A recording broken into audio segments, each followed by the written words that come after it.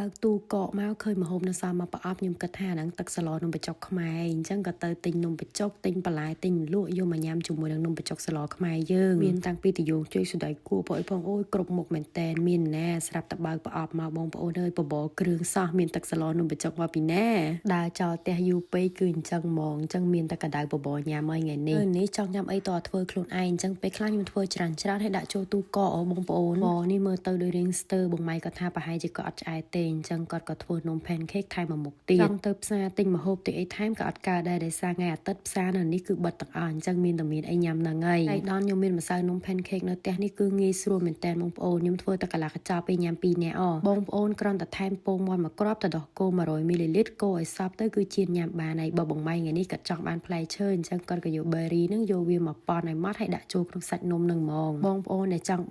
ញ៉ាំជាមួយនឹងនំ pancake គឺងាយស្រួលអញ្ចឹងឯងមិនថាមនុស្សធំកូនក្មេងឲ្យតែមានធ្មេញចេះតែពីគឺញ៉ាំបានហើយបងប្អូនអត់ចេះធ្វើម្ហូបឲ្យតែចេះជៀនពងទាគឺជៀនញ៉ាំបានហើយព្រោះដូចបងប្អូនឃើញនៅដើមវីដេអូអញ្ចឹងមកកញ្ចប់យើងដាក់ពង2គ្រាប់ទៅដល់គោ200មីលីលីត្របើសិនជាយើងធ្វើកន្លះកញ្ចប់បងប្អូនដាក់ពាក់កណ្ដាលទៅលាបប្រេងឆាតិចមកហើយដាក់ជៀនដោយពងទាអញ្ចឹងពេលដែលញ៉ាំបងប្អូនអាចថែមផ្លែឈើថែមអីបានណាតែប៉ុណ្្នឹងរួចរាល់ហើយឆ្អែតមកពេលបានខ្ញុំញ៉ាំនំ pancake នឹងផងហើយមួយមុខទៀតបបររបស់យើងនៅកណ្ដៅមុននឹងឯងនិយាយទៅរៀងស្ទើតែបងប្អូនមិនបាច់ភ័យណាឃើញម្ហូបកកម្ហូបកណ្ដៅអីនៅអាឡម៉ង់ភិកច្រើនគឺគេញ៉ាំអញ្ចឹងពេលដែលអត់មានពេលធ្វើម្ហូបអត់មានអីធ្វើច្រើនដាក់ចូលទូកកយកមកកណ្ដៅគឺនៅឆ្ងាញ់នៅឈ្ងុយដូចដើមនេះបងប្អូនថែមជីថែមខ្ទឹមពងដាក់ម្ទេសគូឆ្មាម្រេចមកគឺថាអូយរសជាតិអែមហ្មងអញ្ចឹងឥឡូវមកស្ដាប់បងម៉ៃ review មើលរសជាតិនៅឆ្ងាញ់ដូចដើមអត់នំចុកមកថ្មីគេត្រៀមនំឲ្យស្រាច់ខ្លាច់អត់ចាយត្រៀមមកហើយចង់ញ៉ាំនំបញ្ចុកទៅយកចេកទៅយកអីឥឡូវប្រែមកជាបបរវិញដោយសារខ្ជិលស្លចាំយូរអញ្ចឹងញ៉ាំអាហ្នឹងហ្មងហើយបងប្អូនម្ហូបឆ្អិនស្រាប់ដាក់ចូលទូកកយកមកកដៅគឺឆ្ងាញ់ដូចដើម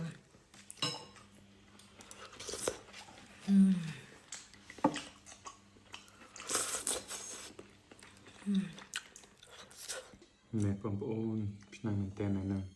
បបរក៏ការញ៉ាំយូរដែរថាម៉េចបបរក៏ការញ៉ាំយូរដែរការញ៉ាំយូរខាងមកខ្វះតែឆាខ្វៃអូប៉ុន្តែរសជាតិបបរដាក់ក្នុងទូកកឆ្ងាញ់ដែរហ៎ឆ្ងាញ់ដែរអញ្ចឹងបងប្អូនដែលធ្វើម្ហូបសល់អីមិនបាច់ចោលទេដាក់ចូលទូកកយកមកកណ្ដៅគឺឆ្ងាញ់ដូចដើមចឹងណាគ្រាន់តែអត់ឆ្អែតទេមើលទៅបបរនេះរាវពេកតិចទេគេដឹងថាបបរញ៉ាំពីចអត់ឆ្អែតបងប្អូនព្រោះវារាវអញ្ចឹងគេត្រៀមនំឲ្យស្រេចញ៉ាំបបរហើយហិលឃ្លាននំឲ្យផ្អែមនេះអានេះល្អណាស់ហើយមើលសាច់នំនិយាយមែនគឺសាច់នំឡើងទន់ល្មើយហ្មងណាមើលសាច់នំមែនឆ្ងាញ់ហ្មងបងប្អូនចង់ចៀនតទេក៏បានដាក់ផ្លែឈើចូលជាមួយក៏បានដែរប៉ុន្តែសាច់នំគឺបេះហ្មងទន់ខ្ញុំចូលចិត្តញ៉ាំតទេអញ្ចឹងក៏បានញ៉ាំមួយផ្លែឈើក៏បានដាក់ទឹកឃ្មុំក៏បានដែរញ៉ាំមួយទឹកឃ្មុំក៏បានអូយបងម៉ៃក៏ជួយចិត្តផ្អែមបងប្អូនអញ្ចឹងក៏ជួយចិត្តថែមទឹកឃ្មុំឬក៏ទឹកស្ករត្នោតអីចឹងទៅបបរមួយចានគឺអត់ឆ្អែតទេចាអត់ឆ្អែតរាវពេកក៏បងប្អូនរាវពេកអញ្ចឹងឆ្អែតទេថែម pancake សុំចូលសាច់នំនេះមើលអូយល្អម៉ែ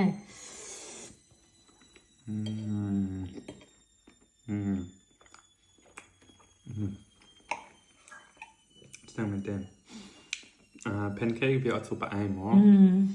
ចឹងបងប្អូនណាដែលអត់ចូលចិត្តផ្អែមញ៉ាំបានប៉ុន្តែខ្ញុំចូលចិត្តផ្អែមណាស់ខ្ញុំថែមទឹកឃ្មុំថែមផ្លែឈើនេះសុំមើលសាច់នំបន្តិចណែមើលសាច់នំតនងហ្មងអញ្ចឹងសម្រាប់បងប្អូនដែលចាប់អារម្មណ៍ចង់បានជាមួយនឹងម្សៅនំ pancake យើងគឺអាចកំងបាននៅក្នុង stock គឺមានទាំងពីររសជាតិហ្មងបងប្អូនមិនថារសជាតិសូកូឡានេះឬក៏រសជាតិវ៉ានីឡាទេធានាថារសជាតិឆ្ងាញ់អត់ផ្អែមខ្លាំងសូម្បីតែកូនក្មេងក៏អាចញ៉ាំបានដែរឲ្យតែគាត់មានធ្មេញចេះតែពីលើធំយើងក៏អាចញ៉ាំបានជំនួសអាហារពេលព្រឹកឬក៏អាហារសម្រន់រសជាតិគឺអត់ផ្អែមខ្លាំងទេបងប្អូនប្រភេទអាហារសុខភាពគ្រឿងផ្សំមួយចំនួនគឺយកទៅពីអាឡម៉ង់អញ្ចឹងបងប្អូនអាចទុកចិត្តកំងញ៉ាំបានតាមរយៈ page Mo and My Kitchen ដែលខ្ញុំដាក់លើវីដេអូនេះណាឥឡូវបងប្អូនកំពុងមានក្នុង stock មកកញ្ចប់តែ15000រៀលទេហើយវីដេអូថ្ងៃនេះមានតែប៉ុណ្្នឹងឯងអរគុណបងប្អូនដែលបានទស្សនាបាយបាយ